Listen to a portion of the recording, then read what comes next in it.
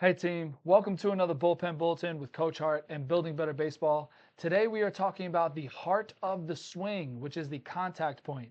When you contact the ball, your body needs to be in a certain position to have maximum success at the plate. And there are 7 parts of the contact point body positioning that we're going to break down in today's video.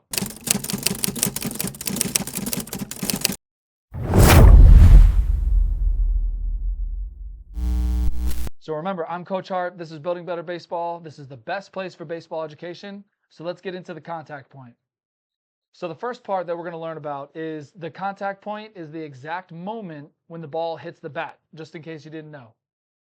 In order to hit the ball both effectively and efficiently, your body needs to be in the ideal positioning to have maximum success. Just like we said, there are 7 parts. And we're breaking down the 7 basic parts of your body position in order to have maximum hitting success. Now, before we get into it, I want to highlight the word basic. This is a very basic understanding or informational video for beginners who are just learning how to swing.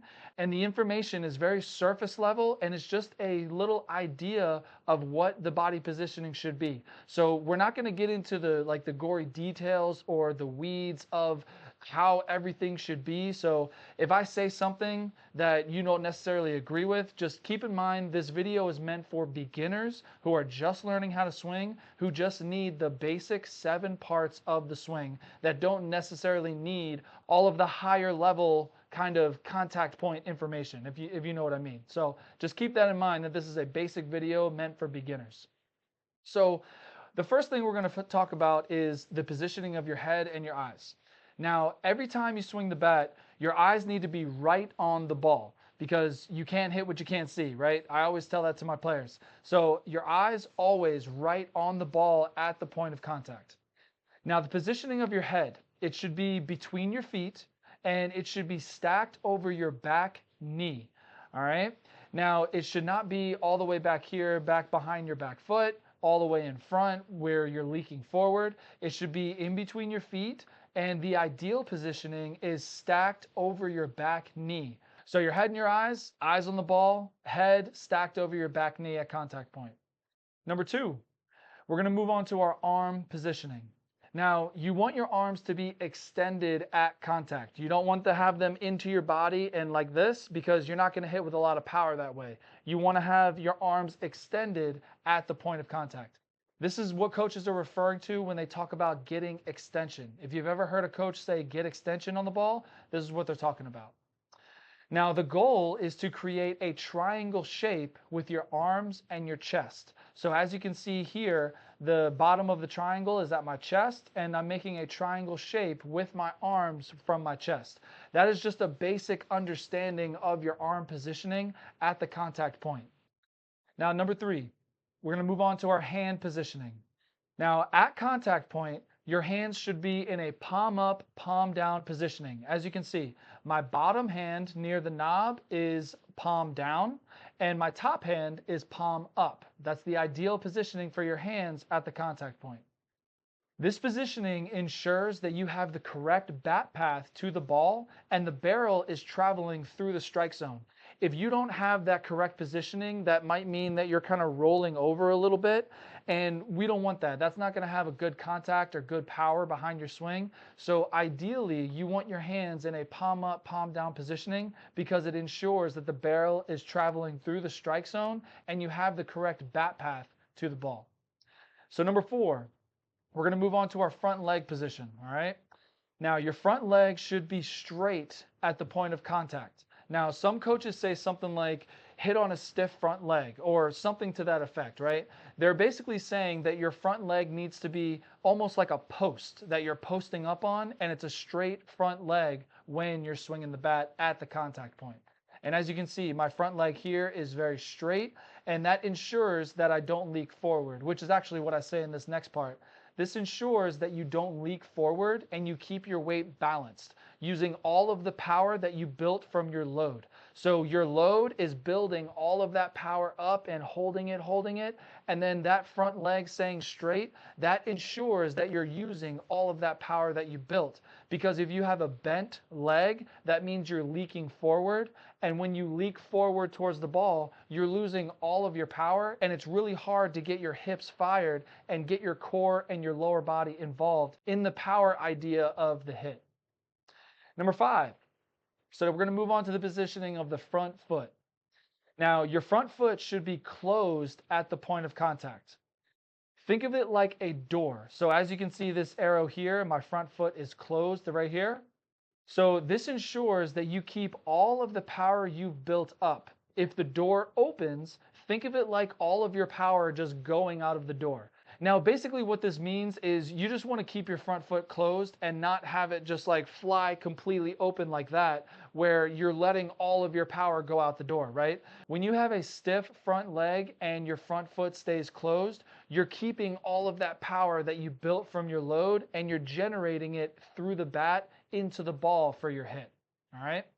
Number 6, your back knee. We're going to move on to your back knee positioning. Now, at the point of contact, you want your back knee driving to your front foot, specifically your front instep right here, right at that Nike sign right there. So as you can see, my back knee is driving towards my front foot, all right? This will make sure that you don't collapse your backside and you're using your entire lower body to hit with power. So collapsing your backside basically just means that you're not really rotating. You're kind of just like collapsing like that and not really rotating for the swing. And when you drive your knee, if you think about driving your knee to your front foot, your front instep, that will really help you really engage your lower body and use all of that power in your swing. Number 7, the last one. Now, the last focus involves your hips and your back foot positioning. You want your hips fully rotated at the point of contact, which is basically almost fully facing the pitcher. So as you can see, my hips, they are fully rotated. Almost, I always tell my players, almost like you have a bat on your back hip. So if you had a bat sticking out of your back hip right here, you're almost trying to hit the ball with your back hip, just like that, right? Now, you want your hips fully rotated, and at the point of contact, and especially after you contact the ball, you want almost your whole body facing the pitcher, because that way you used all of your body in the power swing, right? Now, this one has a lot of ideas and kind of controversy behind it. So, and I know that there's one phrase that a lot of coaches hate, and it's been used forever, especially when I was growing up. They call it squish the bug, right? And that is kind of I believe that is kind of the right idea, but maybe the wrong terminology for what you're trying to teach the player who's squishing the bug, right? Now, your back foot rotates with your hips and your core, all right? So the idea behind squishing the bug, it's not like you are just turning your foot and squishing the bug. That's not what you're supposed to do. Your foot is rotating as your hips and your core are rotating through the swing, right? If that makes sense. So you are kind of turning your foot naturally in sync with your back knee and your core and your hips, right? So it's not like you're just isolating your back foot and you're just twisting your back foot. That's not what you're hitting. That's not what you're supposed to do. The back foot is rotating naturally with your backside and your hips and your core. So I think that's where the kind of the confusion comes from of squish the bug.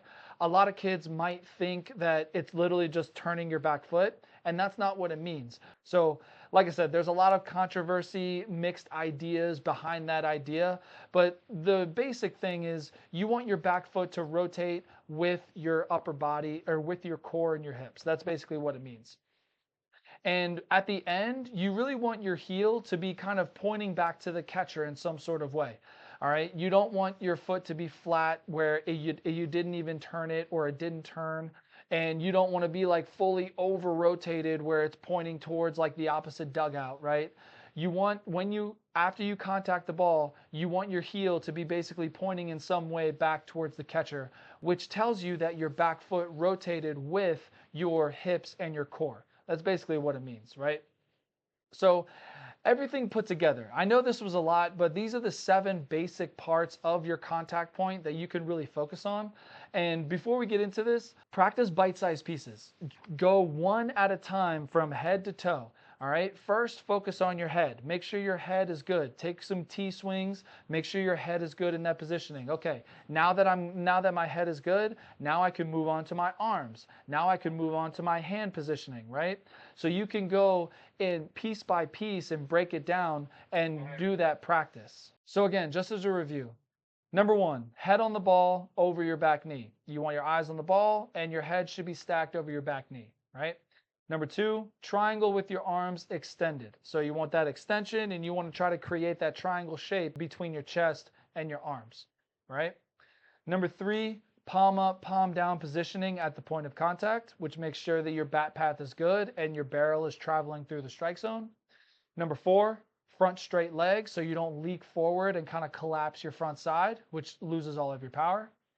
Your front foot or your door closed. You don't want to fly open your front foot and let all the power just go out the door, right?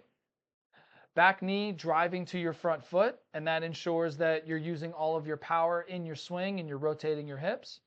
And lastly, your hips are fully fired facing the pitcher and your back heel is towards the catcher, all right? And like I said, before we end this, I just want to say that this is a basic understanding of the contact point. I know a lot of higher level coaches have a lot of higher level information where they kind of dive deep into the weeds and all that stuff. This is not what this video was supposed to be. This is for a beginner who maybe has never even hit before, and they're just trying to understand what kind of positioning, general positioning, their body should be in at the contact point. So I really hope you enjoyed this video, and like I said, in order to get the maximum success at the plate, your body needs to be in that ideal positioning at the point of contact. And if you can break it down piece by piece, number 1 through 7, from your head to your feet, I really think that will give you a lot more success at the plate if you are struggling especially. So hope you enjoyed it. Before you go, grab your free guide link below. I have a whole bunch of them down there. I made them for you for free. And feel free to grab one, grab all, grab whatever you think will be helpful for you. So I hope you enjoyed it. I'm Coach Hart, and I will see you in another video real soon.